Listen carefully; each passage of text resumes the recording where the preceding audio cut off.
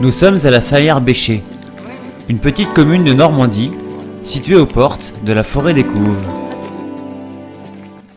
C'est ici que Philippe Léon et ses amis s'y promènent régulièrement. Philippe Léon est le président et fondateur de l'association Un geste, un rêve, un sourire. Cette association ornaise reconnue d'intérêt général se réunit régulièrement. Toute l'année, elle œuvre pour récolter des dons, aller à la rencontre des partenaires, trouver des sponsors, organiser des manifestations, dans un seul but, apporter un peu de réconfort aux enfants souffrants. Philippe Léon a créé avec sa femme cette association suite à la maladie de leur fils, atteint d'une tumeur au cerveau.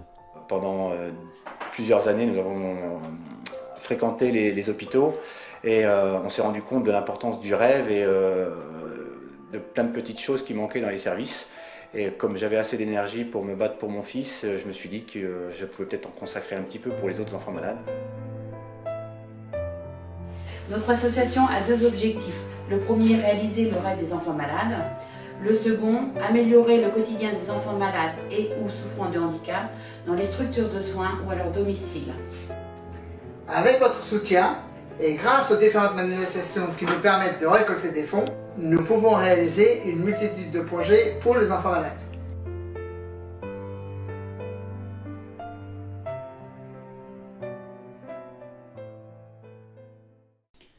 Régulièrement, Philippe rend visite aux parents des enfants malades qui ont bénéficié des bienfaits de l'association. Il rend aujourd'hui visite à Thaïs, un enfant polyhandicapé. Salut Thaïs. Thaïs a manqué d'oxygène à la naissance. Depuis, il est polyhandicapé et il a du coup besoin de rééducation motrice au quotidien.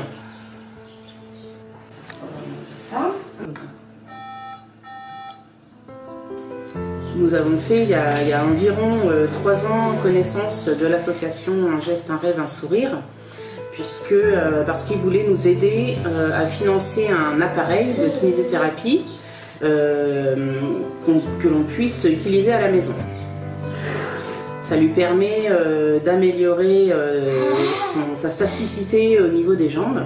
Je remercie l'association Un rêve, un geste, un sourire, parce que sans ce genre d'association, on ne pourrait pas acquérir du matériel ou autre pour nos enfants handicapés ou malades.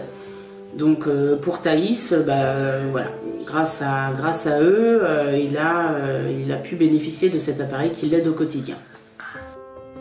En plus de l'amélioration du quotidien au domicile des enfants, notre association réalise aussi de nombreux rêves, comme celui de Dorine et Théo, des enfants de l'Orne. La réalisation d'un rêve, en tout cas, va permettre à un enfant gravement malade de puiser une énergie supplémentaire, de mettre de côté la maladie de telle sorte à pouvoir exister comme un enfant avant tout et non comme un enfant malade.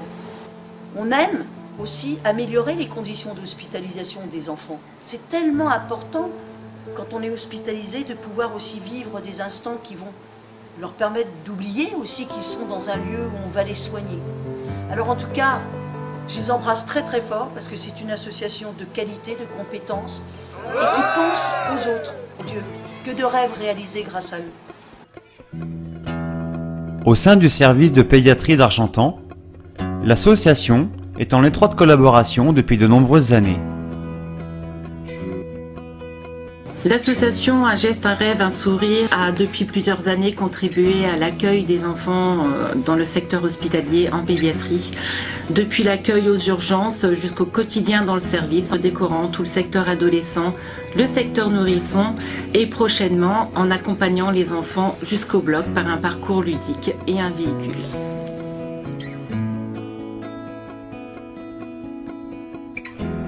En effet, avec notre mobilisation et votre soutien, nous avons pu créer un parcours ludique qui conduira l'enfant de sa chambre au bloc opératoire, en voiture ou alors en trottinette électrique, tout en suivant sur les murs l'histoire de Bertille, la petite chenille.